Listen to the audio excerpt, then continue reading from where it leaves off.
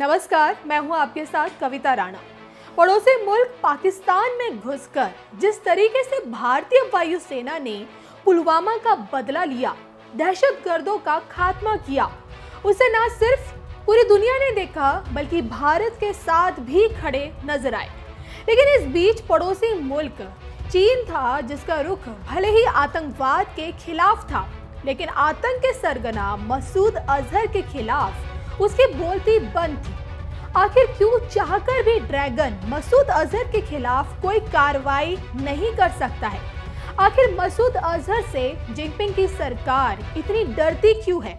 देखिए हमारी ये खास रिपोर्ट। भारत की राह में रोड़ा बना ड्रैगन, हर बार मसूद अजहर को बचाया, पाकिस्तान को दिया सहारा।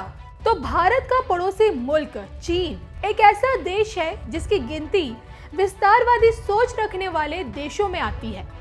अपने हितों को साधने के लिए चीन किसी भी हद तक जा सकता है। तभी तो जब भारत ने अंतर्राष्ट्रीय स्तर पर आतंकी मसूद अजहर पर बैन लगाने और उसे वैश्विक आतंकी घोषित करने की कोशिश की, तब चीन ने आगे आकर भारत की राह में रोड़े अटकाए। अब तक चीन भारत की ओर से लाए प्रस्तावों को 3 बार रोक चुका है। लेकिन अब जो कि पुलवामा हमले के बाद भारत को विश्व के बाकी देशों का भी साथ मिल रहा है, तो इस बार चीन के लिए मुश्किलें बढ़ गई हैं। मसूद पर ड्रैगन को सूंघा सांप, जैश के आगे ड्रैगन की सिट्टी बिट्टी हुई गुम। क्यों मसूद से खौफ खाता है ड्रैगन? डरपोक ड्रैगन की पूरी कहानी। पुलवामा हमले के बाद मोदी सरकार ने पाकिस्तान पर ऐसा अंतर्राष्ट्रीय दबाव बनाया कि इस वक्त वो पूरी दुनिया से अलग थलग पड़ा हुआ है। आलम यह है कि वहां के वजीर आजम इमरान खान पीएम मोदी से बातचीत करने की गुजारिश कर रहे हैं। वही उसका सबसे अजीज दोस्त चीन है, जिसे मसूद अजहर का खौफ सता रहा है। चीन चाहकर भी जैश के खिलाफ कोई कार्रवाई करने से डर रहा है और इसके पीछे की वजह है राष्ट्रपति का ड्रीम प्रोजेक्ट चीन पाक आर्थिक गलियारा। ये बात किसी से छुपी नहीं है कि पाकिस्तान में चीन अपने सपनों को साकार कर रहा है।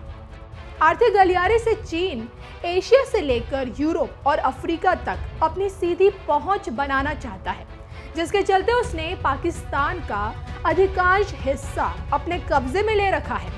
पाकिस्तान तो चीन के कर्ज तले दबा हुआ है, लेकिन मसूद अजहर से खौफ खाता है।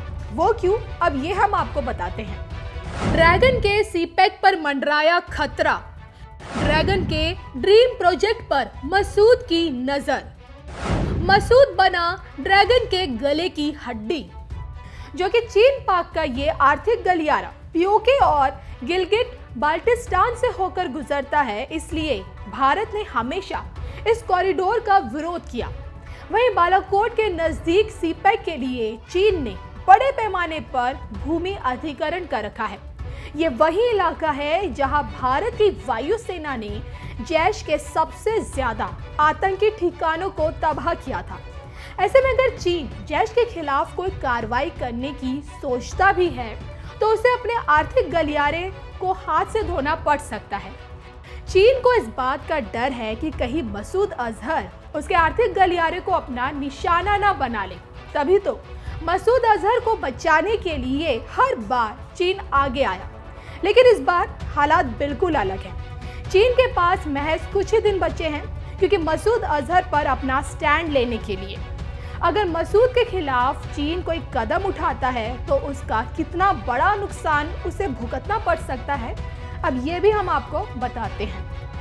अगर चीन के इस ड्रीम प्रोजेक्ट पर एक नजर डालें तो इस वक्त सीपेक से करीब 10,000 चीनी नागरिक जुड़े हैं, जो पाकिस्तान में रहकर उस पर काम कर रहे हैं, जिनके लिए खास तौर पर रहने के लिए एक अलग सी कॉलोनी बसाई गई। और इस प्रोजेक्ट में चीन ने भारी भरकम निवेश किया हुआ है। करीब 40 अरब डॉलर अपने लगा रखे हैं।